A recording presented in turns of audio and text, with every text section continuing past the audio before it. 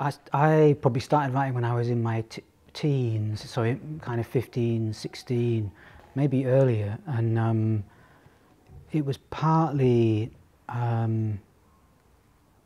yeah. And the first poet who really grabbed me was, well, people like Wilfred Owen and the First World War poet. It was someone that I read at school, and he was a kind of set text, and just the sheer music and the wham bam crash of his poems really attracted me. So that's kind of how I started. And then it was people like John Berryman who I got very interested in and stuff.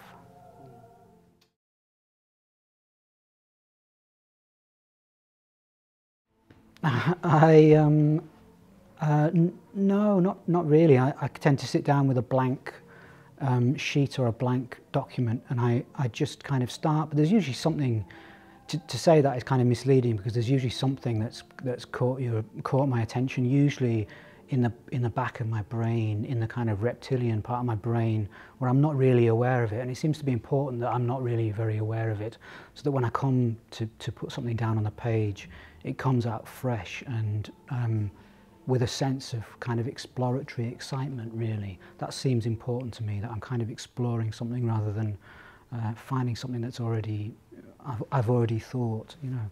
I think ideas are kind of dangerous for a poem, really. If you start with an idea, I always tell my students, don't start with an idea, you know. Start with a phrase, start with some kind of music, start with something that's interesting that you've seen or touched or felt, and then explore.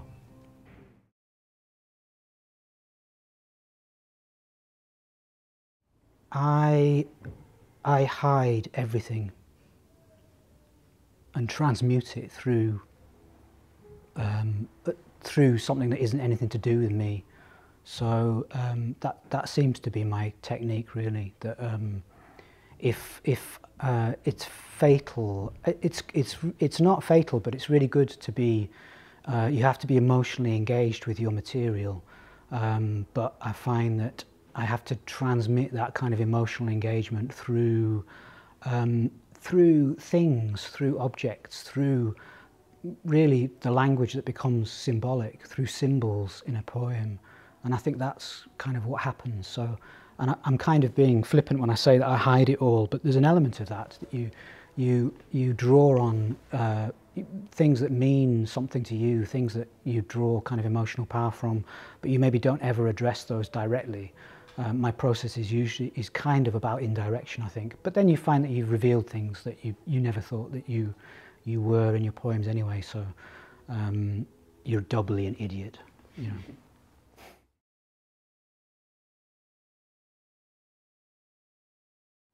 I take out whatever's rubbish. So trying to kind of assess what that is the hardest part, I suppose. And it usually requires that it kind of bounces off somebody else, maybe, or you go back to it kind of completely cold. So you've put it away and you haven't read it, and you've forgotten the poem, and you can kind of go back, and that line that you thought was the most moving,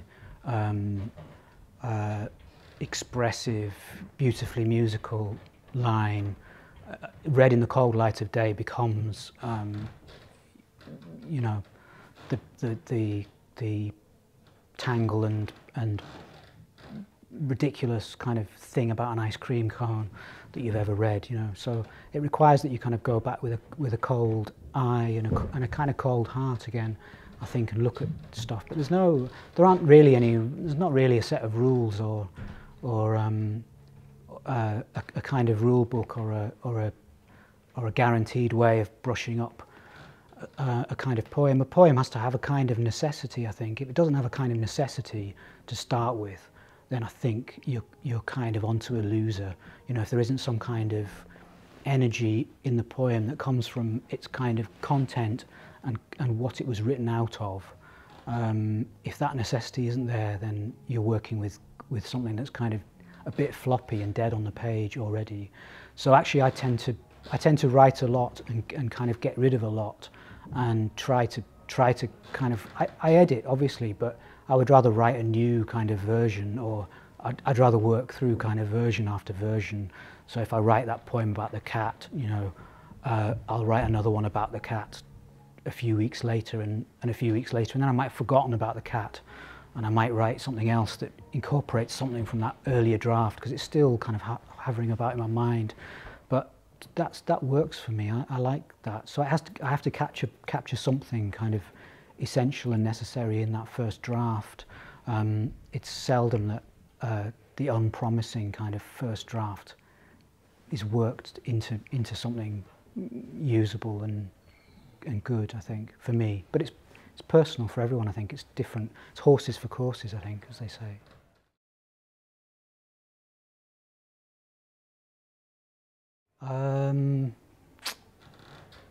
Oh, I mean, I'd like to think that's not the case. You know, because that's certainly not where most of the people that I read work from.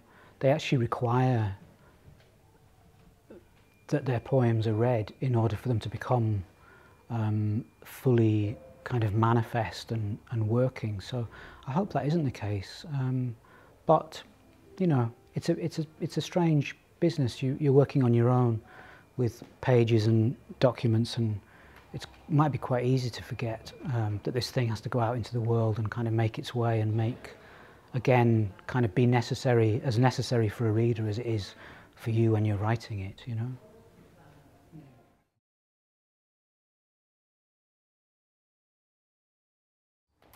I don't really know enough about it, so I'd hesitate to kind of say anything about it. But my experience was good. You know, I had good English teachers and who were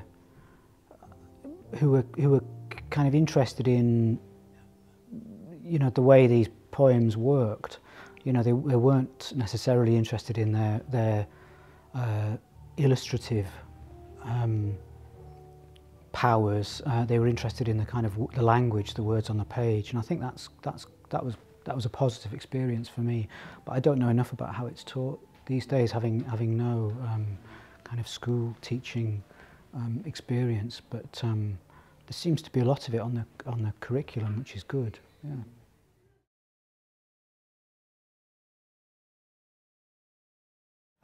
Again, I try not to recognise any kind of common things or themes, and I try to avoid recognising that in my own work, because I'm afraid that if I do that, I'll be exposing the roots of something to the light, and it will just kind of, I'll become very self-conscious. You know, that light is a kind of self-consciousness, and that self-consciousness will just kind of do something to the work. And it's probably a silly idea, but it's one of those kind of personal things that I would rather not. I would rather not know. I would rather be working in kind of ignorance, really. So you want to also have a sense that when you're writing a poem, you know, you're writing something entirely new and different, and you know, you're gathering together. When you're gathering together a new book, you're gathering together a book of poems, and the book is completely different and new and fresh, and not a kind of repeat. And whether that's true or not, it seems important that you believe that. Not in a kind of self-deluded way, but in a way that means that you can kind of carry on with your life, really, I think.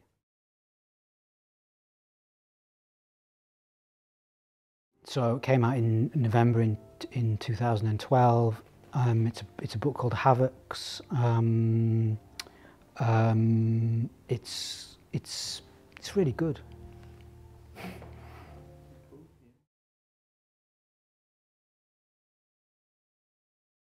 Oh, I'm always working. I've always got something on the go, and whether it should always remain in my kind of workshop, in my garage, and or whether it kind of goes out into the world, I'm not quite sure. But there are a few things on the go, but it's a kind of slow process, and there's an element to all this which is about how, you know, kind of how you live your life and how happy you are with your kind of your process and your creative life. And it's important for me to have lots of things that I'm working on, even if they might not ever see the light of day, you know.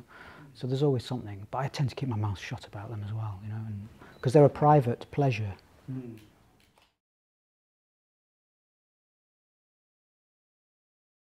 Yeah, I mean, I don't see it as a need, but I see it as a possibility. But poetry already has this kind of inbuilt multimedia thing. You know, it exists on the page, it exists orally, you know, as kind of sound. It's anchored in the book and on the page, but it's also free of the book and free of the page in a really important way. I don't kind of see it suddenly coming to fulfillment through its interaction with new technology, but it's certainly interesting, and it provides lots of kind of possibilities. And it's poets. It's the permanency, the art, the permanency of the art is interesting in that it kind of goes along as it has for hundreds and thousands of years, and it's how we find ways to kind of access this permanent kind of art form. Everything else is impermanent. All this digital stuff, digital media, you know, things to do with light and sound. They're the kind of impermanent things. So I kind of think about it that way around, really. They're really interesting, and it's a really exciting thing to kind of do. But they're kind of impermanent compared to poetry.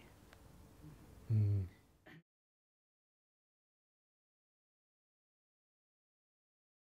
I think working with it's very interesting when you come into conjunction with another a kind of art form that. So I've been working with a composer. So I've been working with music and lyrics, or music and words, and that's very interesting because you realise that writing something for the voice to be sung is very different to writing something for the page or to just be spoken. And so when a kind of singer says, I don't understand what this means, you realise that you have to do significant things to the words in order for them to mean something to a listening audience. So that's been very, very interesting, and I'm not quite sure what effect that might have on my work, but it certainly makes me kind of take a couple of steps back and just think, you know, how clear, you know, how much clarity can you. I mean, we want clarity as when you're writing. You want to be clear. You want to be very straightforward. But you know, how much clearer could you get? You know, and that's been something that working with a composer and working with singers and musicians has been really interesting. Yeah.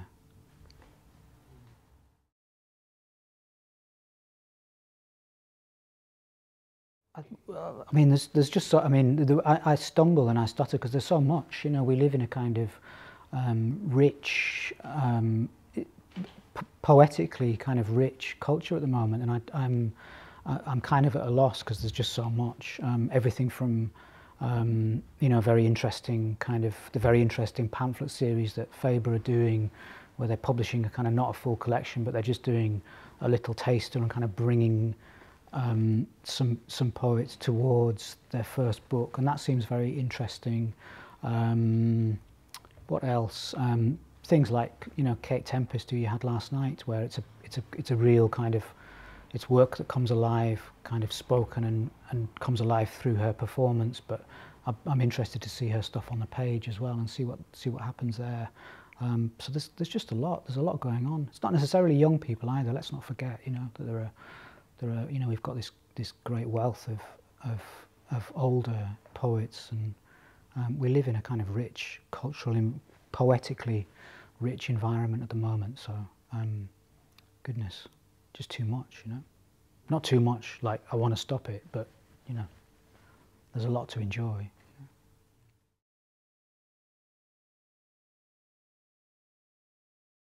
Read, read. Read. That's all.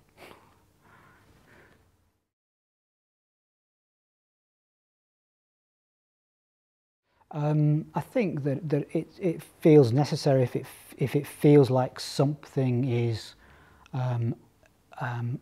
or kind of entering the language that hasn't, for me as a writer anyway, hasn't entered the language until that moment.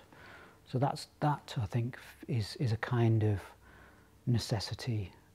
that the kind of as yet undefined kind of gradations of feeling are kind of finding they're being kind of transmitted in a way that they haven't been before by that kind of combination of words. That's a kind of necessity for me. And you know, and poetry has to do the things that, you know, all writing has to do. It has to be exciting and interesting and make a good sound, you know. So all those things kind of go into it, but it's that kind of exploratory necessity that I'm kind of interested in, I think.